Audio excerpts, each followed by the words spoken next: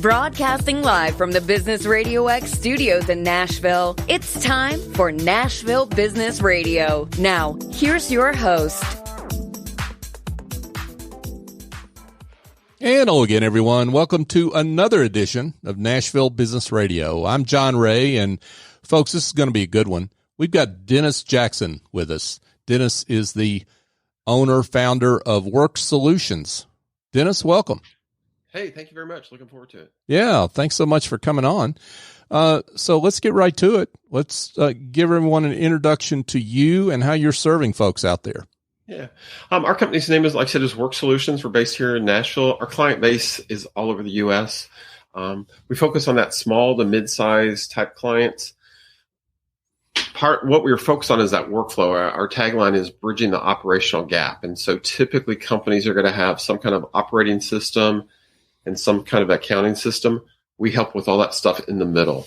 Usually they're heavy users of Excel spreadsheets, sticky notes, emails, folders, and they're trying to figure out how to make that flow work more effectively. And usually there's multiple departments that have to be involved. And I always joke things end up in the black hole. We help you get out of that black hole is what we do.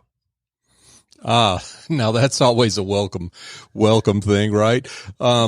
Yeah. Well, before we get into some of the details of how you do that, talk about your background and your journey, Dennis. And yes. Yeah. So we're selling Worx Solutions, but you get the benefit of my background, which is very diverse. So if you look at where I've come from, I have an accounting degree and an MBA, but nowhere did I ever have IT experience per se. It's really focused on that workflow and that operations. I started back out of college working at Marathon Oil with Speedway Petroleum and had at some point 50, 60 stores that rolled up to me on a retail side. From there, went to work for 7-Eleven and moved to Dallas, Texas, and was in charge of gasoline operations east of the Mississippi. So I had about 2,400 operations at that point. And also we had inventory and regulations and all this stuff. And also then moved into buying crude oil and understanding that whole industry. From there, flipped and went to work for Frito-Lay. And Frito-Lay is probably one of the best process companies that I've ever worked for. They look at ways to take steps out of a process to make it as efficient as possible. And that was where I saw where companies that I had worked at and worked later on lacked that knowledge of just how to make things work and move more efficiently without impacting the customer and actually trying to impact the customer more in a positive way. From there, I went to work in Houston, Texas for Imperial Sugar Company and was in charge of purchasing there. And we went down there to help a company try to avoid bankruptcy. What we learned quickly was you cannot help a company avoid bankruptcy. All you can do is help it go over the cliff and come out of bankruptcy. And so, and we could do a whole story on that one. Yeah. From there, then we moved to Memphis, Tennessee, and I worked for Union Planters Bank. And was it there again? So you think of that bank had about 3,500 locations, and they wanted to create a central purchasing group. And so that was, again, putting that process in place and helping them figure out how to leverage their spend. They were bought by Regions Bank, and I ended up leaving there and going to work for National Bank of Commerce, which then becomes SunTrust, and was there for a short period of time. Then I moved to Nashville, Tennessee, and went to work for a company called Healthways, which was a disease management company. So they helped people that had diabetes navigate through that. I was in charge of purchasing and real estate, and that's where I really saw all of my experiences in the background come to life, and was there 8 years, left there 10 years ago, and started Worx Solutions because I saw that at the time I was in charge of real estate, and we were building a 400,000 square foot building, as well as we had 10 locations around the U.S. And I saw all these construction companies living in Excel spreadsheet hell. And I found the software that I think works really, really well. It's tailored so that you can fit your particular company. You're not buying this box. And I used it at Healthways, left there, and then started my company to do the same thing and work with small to mid-sized companies to get out of spreadsheet hell. You know, since you work with small, medium-sized businesses, I think there's a meme that goes on sometimes about that these big operational inefficiencies exist kind of primarily in bigger companies because they have all these legacy systems. I mean, Union Planters is a great example. They were a serial acquirer, right? And they had all these different legacy systems from all these banks they had bought. It really works the same way on a smaller scale for smaller and mid-sized companies, right? It does, because they're usually using on the accounting side, they're using QuickBooks. They've got some operating system. They probably have, if they're shipping things, they're probably using UPS or FedEx, and they're having to keystroke that information. We find that a small business keystrokes the same information, so company name, contact address, that kind of stuff, anywhere from 4 to 6 times. And so our goal is to try to help you figure out where do you enter that the first time, and this is one step, and then move it through there electronically by pushing that data to those other systems. Because what happens, I use Home Depot as the best example, and I'm here in Nashville. You could have in one system Home Depot, another one the Home Depot, another one Home Depot of Brentwood, and another one Brentwood Home Depot. All 4 the same things, but when you try to match those up manually, they probably don't match, and then you get frustrated that you can't get reports and information timely. One system will say sales are 300,000, and accounting will say, well, no, it's only 200,000, and it's because they're not looking at the same information in the same formats. And so we help do all those, and we ask you, you don't have to get rid of those other systems. We're able to pull that information and do the magic behind the scenes to save you all that time and effort and free your people up to be more productive. Wow. Now, let's talk about what's lost, I guess, because of these inefficiencies. I mean, I know every company's different, every industry is different, but what are small to medium-sized businesses losing because they don't optimize their business processes? Yeah. So depends in different areas, but you've got one, you're probably spending extra labor in areas that you don't need to, that you can free your people up to be more productive and get out of some busy work. Inventory is a big one that we see a lot of times, where you're carrying excess inventory because of the unknown. By having these systems connect, you have a much better visibility and can plan more effectively, and in return, reduce that carrying cost. And especially right now with supply chain being disrupted like it is, we've helped a lot of our clients avoid some challenges and issues there. Reporting is another big one. As a end user or the owner, a lot of times you're trying to get reports or information, and most of the time you're relying on things out of your accounting system. And I always say an accounting system is really a scale. So if trying to lose weight as the analogy, stepping on a scale tells me how well I did. What we're trying to help you do is measure things prior to that. So think of it in the weight loss program. We're going to help you measure how much you consumed and how many times you exercise, so that you know when you step on the scale that if I ran 2 miles every day and I ate 1,500 calories, I know I'm probably going to lose 3 pounds this week. So then it changes the analogy. You're not having to wait for data to tell you the result. You're proactive because you're looking at, did I exercise? Did I eat properly? Switch that to your business terminology.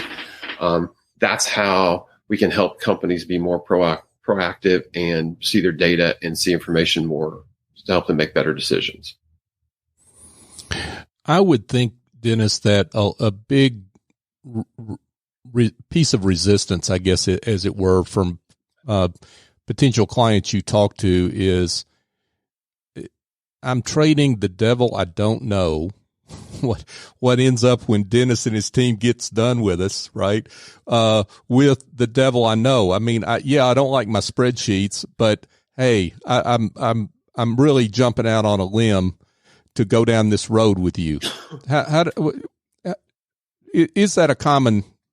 Yeah, I mean, yeah. In many cases, our end clients weren't even shopping and weren't even looking for this and didn't even know that this existed. Most of our business comes from referrals, people that have been in one company or seen it and told their new company or friends to say, hey, you really need to talk to these guys because they help you bring it to life.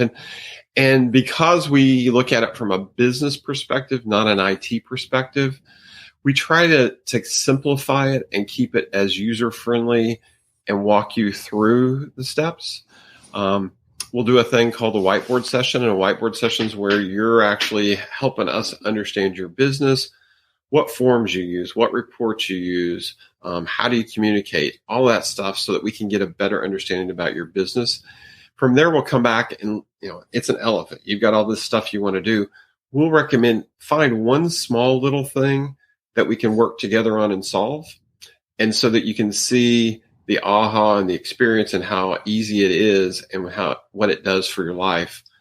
And then once you get it, then you can expand and go from there. Some say, hey, that's all I want to do. That's great. And the real neat part about it is we're going to try to teach someone in your organization to fish and how to do this as well. And that's the other thing that's unique in that many of our clients start with one application that we help build with them, but internally they've got someone that's been trained, and then they can add apps at their free will and at their, they don't have to pay extra to have us do things. And, it keeps our cost is not expensive in the first place.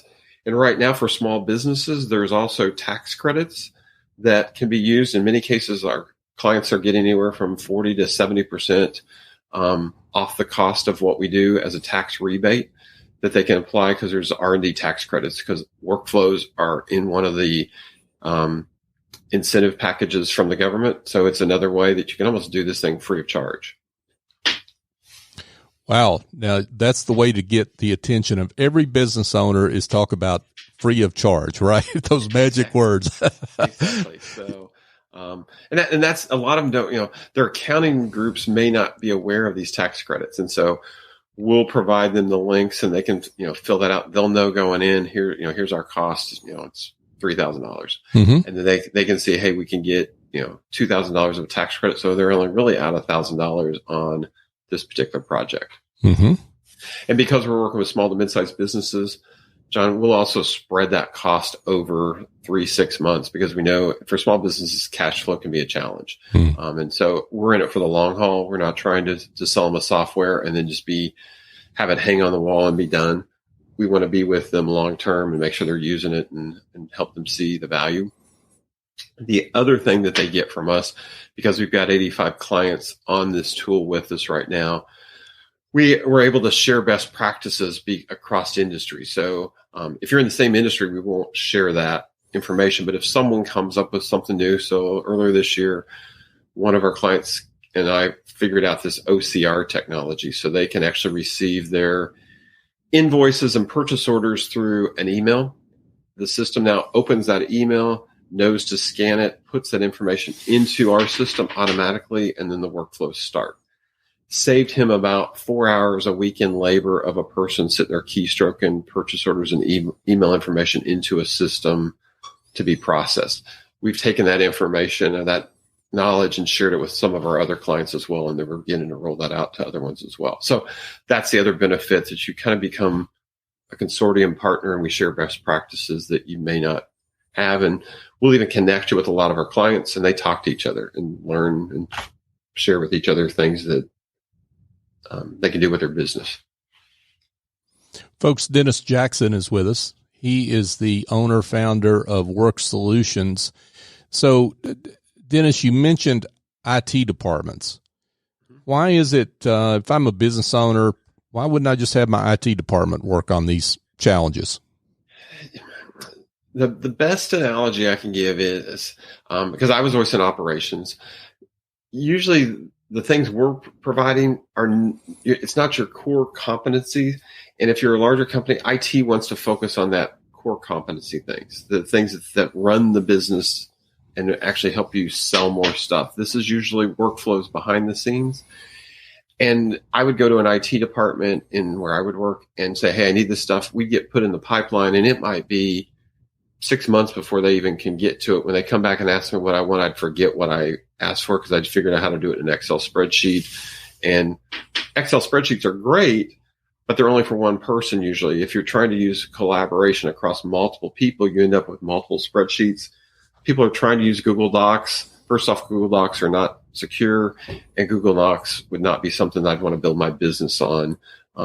So, those are things there. The other piece is the fact that we're leaving software. We're really helping you with your business process. IT only can build what you tell them. Many times our clients know their process, but they don't have it documented well. And so we're helping you document that and get it pulled together. We have some large clients that actually use us to prototype concepts. And then after they've got a prototype, they will take it to their IT department. So here in Nashville, there's a department with inside Vanderbilt that we work with. They'll do that periodically where they'll build things here, and then 6 months, a year later, they'll take it to their IT department to replicate it. They've found that it saves them half the cost of what IT would charge, and they get it right, because what they thought they wanted and what they end up with usually radically looks different. Our cost is a lot lower than having those IT people build all that stuff, who they're just building what you tell them, not trying to dig in to understand the business process. Gotcha. That makes sense. Now, this sounds pretty good, Dennis. I mean, for my business, yeah. I'm a little concerned that I may be too small. I mean, what are, just whether I'm going to look to hire Worx Solutions or not as a business owner, when do I need to be thinking about improving my business process flow? We've got some companies that are only a 1 or 2 person shop. They're using it more for a CRM. They've heard of Salesforce and they don't want Salesforce or can't afford Salesforce, so we can build a simple CRM for them. That's a starting point. Our sweet spot usually is a company that's got 5 employees to 50 employees. At that point, they're getting big enough that they're starting to have departments and different things happening. It's not just one person doing all the work. But they want to grow. They've got people in the field or in different locations, or they have to have collaboration. COVID created a huge opportunity for us, because now all of a sudden people are working remotely. And so we've got many of our clients have said that if they didn't have our tool, they would have had to stop operations during, think of from last March to August of last year, big time. Everybody was literally locked up at home. They were able to keep on working because they had these tools in place, and the people could keep working and doing everything they needed. And they're finding now some are coming back, but some are still working from home. And we do podcasts as well. One of our podcasts was about working from home and technology and what's that going to look like in the future. Yeah, I want to get to your podcast here in a bit. But you mentioned your tool. How much of what you provide, Dennis, is your own proprietary tool versus maybe off-the-shelf apps that are available out there to, connect some of these distinct systems? Yeah. So we use a tool. We use Zapier as a way to connect to a lot of those tools. So in many cases, they will have, like I said, QuickBooks, different systems already that we don't need to replace. Mm-hmm. We find that niche where they need this analytics part and the things to do to match it all up. And then we connect it either with APIs, Zapier, or with an export import. And each one of those has different price points. And that's why if they're trying to keep their costs real low, we'll do an import export. Zapier has a little bit of price point. APIs are definitely the more expensive way. And that's part of that whiteboard session, just trying to understand where they're at. Some of them have systems they love parts of it, but there's parts of it that just doesn't do everything they need. And so they're able to keep that current system, but we'll pull that data out, do the things they need, and then potentially push that data back into those systems. Others have systems that they hate completely, and we can build it from scratch. And so it just depends on where they're at and what they're trying to solve for. Now, when we were talking before we came on the air, you mentioned a success story that was striking to me. I'd love it if you could share that one with our listeners. Yeah, so we have, like I said, we work with a lot in the interior design construction world is a big piece for us. We have a lot of others. But here in Nashville, there's a carpet company that we worked with. They were they had about 50 employees, and they were going to try to build it in access. And, they realized that the person that was going to be building, if they quit or got hit by a bus, they were going to be hosed, because it's like, okay, who understands what he built and how it was working? And so they came to us. We went through a process. We started in April of that year, and by August of that year, we had it whiteboarded, built, tested, and they rolled it out. So fairly quick. Once they got it going, and we ask up front, we use a thing called user stories. And the user stories simplify it into business language and not techie language. And so we had all those listed.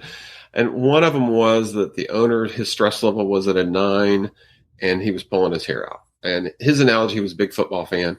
His analogy was that every afternoon at 3:00, they'd all huddle to talk. They'd all gather in the room, go through all this stuff. Dust would fly, and that football, after the dust would settle, would move 3 inches or 3 feet like Ohio State would do over under Woody Hayes. Right. And he wanted to get out of that mentality. So fast forward a year later, he says his stress level now is at a 2. He has all the information he needs at his fingertips. His salespeople are more productive and can see what's going on. His field service people are loving it. Back up. Initially, when they rolled it out, the field service people were probably the most skeptical of it. A year later, their comment was, "We can't live without this. Don't take it away. Don't ever change it. We love it. It makes life so much easier. It solves all these problems that we didn't even know existed." For them, their inventory was a big piece of their world. They thought they were pretty good in their industry, that they were getting about 10 turns. When we got done, they were at 12 turns. A turn was about $1 million a month savings for them. So they had a huge savings just in inventory cost. Their revenue, while Nashville was booming, they knew that their sales were going to increase. They equate that they got an extra 30% increase on top of that because of these workflow improvements. One of the ones that we don't sell this as a reduction of labor, but he also had 4 people leave over that year period. And he found that he didn't have to replace them. He never terminated anybody, but that they found that they didn't need to replace people. And then the other big win that he found was that he had 2 or 3 people that in his mind were tactical low level. They really gravitated to the system, and now they've moved up in the organization and are doing much more than what he'd ever thought they could do, because it opened the world to them to be able to do things differently and more productively. And I think that's his proudest moment, that he's helped other people grow within the organization. Yeah, that's awesome. Now, you mentioned one piece of that story that involves a significant increase in revenue. And I think what most people think about making the company more efficient is it helps make you more productive, reduce cost, what have you. But increasing revenue? Come on, Dennis. Yeah. And so what it did was it freed his people up, because they were spending so much time on busy work. It freed their salespeople to be more productive. Operations was more productive. They didn't sit there and have to do that huddle in the afternoons. They were out selling more, and then they were wowing their customer more, because now they didn't have all the issues, because things were visible to them, and they were able to win more business because of that. Wow. Great stuff, folks, from Dennis Jackson. He is the owner of Worx Solutions. So, Dennis, let's talk about your podcast. It sounds interesting. Give us more details on that. Yeah, so there's another gentleman and I, and it's called WFH with 2 guys. The WFH stands for Working From Home. Mm-hmm. Benny's in Denver. I'm in Nashville. And we just talk about small business experiences of, hey, I'm working in this work from home environment. I talk about it more from a business process. Benny talks about it from a telecom technology viewpoint. We pull in guests that have, last week we had one on that is from an HR perspective, just talking about, how you're going to deal with people working internally, people working externally. There's all kinds of challenges there. And we just talk for about 20 to 30 minutes. And those podcasts out there of what's it like working from home and how do you do it more productively. And why is it you decided to do a podcast? Benny and I talked together literally every week. We were kind of advocates for each other. Mm-hmm. And one day we're like, why don't we just start recording what we're talking about? And we did, and started sharing it, and people are listening to it. So awesome. It's just two guys talking about what life is like from working from home. Because as a small business owner, one of the biggest challenges is just having a reach to be able to talk to someone about things you just haven't even thought about. And so we just kind of bring up ideas and banter them around, and hopefully can shed some light on challenges out there and connect people to other people that can help them do more business. That sounds great. Now, Dennis, you mentioned earlier about the kinds of companies you work with. I think you mentioned 5 to 50 employees kind of to start. I'm sure usually they're, I'd say most of them are less than 10 to 20 million in revenue. Mm-hmm. They're, like I said, the best way for us to find someone is they're usually heavy users of Excel spreadsheets. They want collaboration. Reporting is challenging. They kind of know their workflow, but they may not have it well defined. And industry wise, like I said, construction, interior design is a big piece, logistics, manufacturing. We have several in the healthcare sector. I try to stay away from health data because of the HIPAA compliances. Right. But there's lots of things especially with COVID, we're working with several hospitals just tracking their inventory of face masks and coverings and all this kind of stuff just to help them keep on top of that. So, and then we work with, like I said, construction companies. We have a large construction company here in Nashville that they're using it.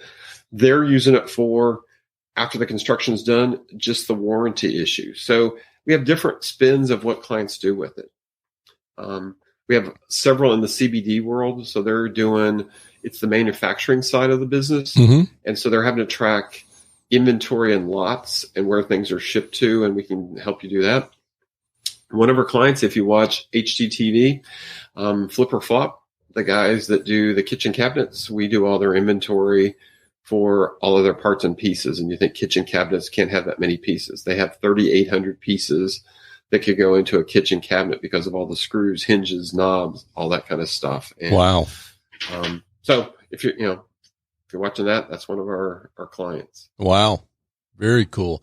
So let's say that a business owner is interested in what your proposition is, and they want to be in touch, and we'll get to your contact information in a second. But how does the conversation unfold, and what, in terms of the first consultation?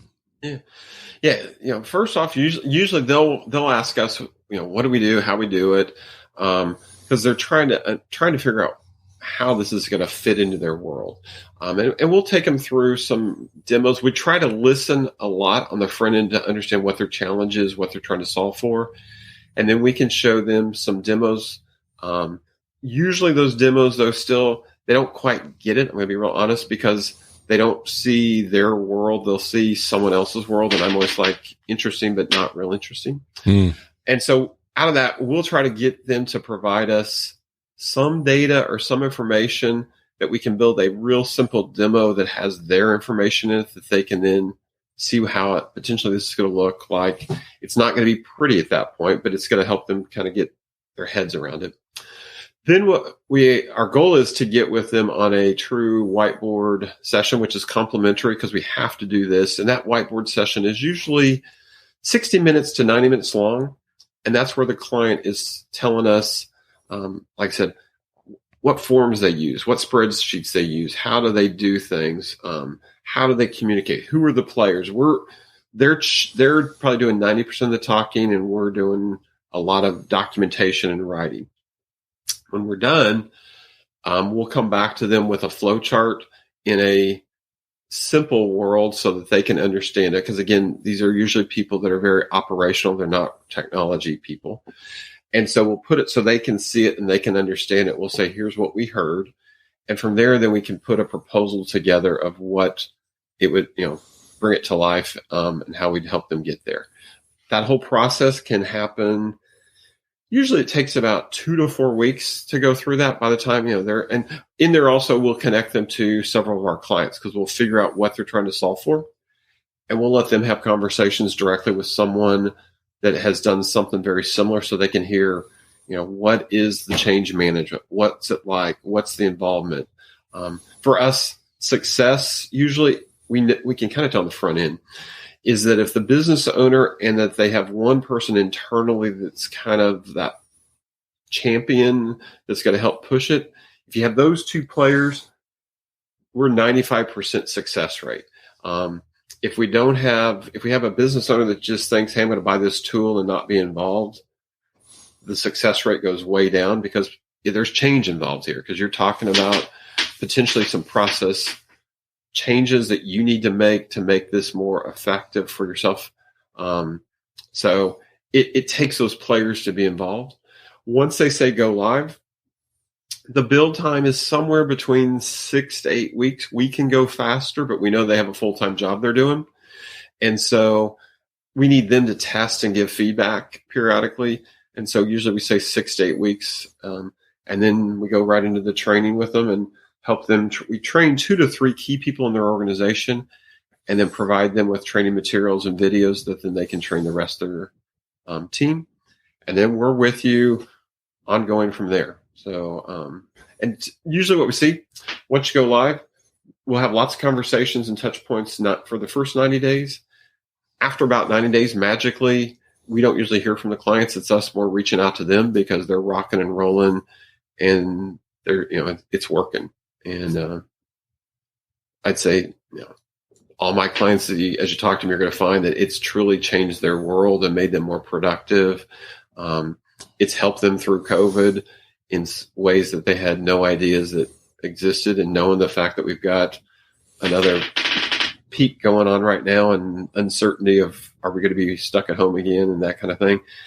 For the businesses that have this tool, they're rocking and rolling and all are doing great. Wow. Great work from Dennis Jackson. You're really providing a great service out there for businesses, and we congratulate you for that, certainly, Dennis. But let's get to the most important question, because I can't imagine that folks, having heard what you've had to say, wouldn't want to be in touch. So let's tell them how they can do that.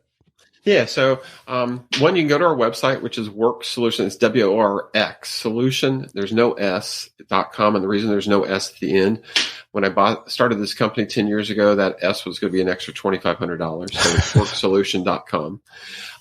You can reach me at my phone. It's area code 615-336-7094. And you can reach us via email at dennisj@worxsolution.com. And let's real quick remind everyone how they can find your podcast if they're interested. Yeah, so it's WFH with 2 guys. Sorry about that. My computer just dinged. Yeah. It's WFH with 2 guys, which stands for Working From Home with 2 Guys, and we're out there on all the different channels on podcast. Awesome. Dennis Jackson, folks. He is with Worx Solutions. Dennis, this has been a pleasure. Thanks so much. John, thanks a lot. I appreciate it. Absolutely. Hey, folks, just a quick reminder. Speaking of where you can find a podcast, you can find this show on all the major podcast platforms. Nashville Business Radio is the search term. Here's my bold request. Go find the show and subscribe. But it gets bolder. Give us a 5-star review. Now, that's not about me. It's not about Business RadioX. It's about the great guests that we've had on this show, and we have in our guest pipeline, guests like Dennis who do great work for their clients. We want them to be found. And you supporting the show in that small way does help them to be found. So if you could do that for them, we would appreciate it. So for my guest, Dennis Jackson, I'm John Ray. Join us next time here on Nashville Business Radio.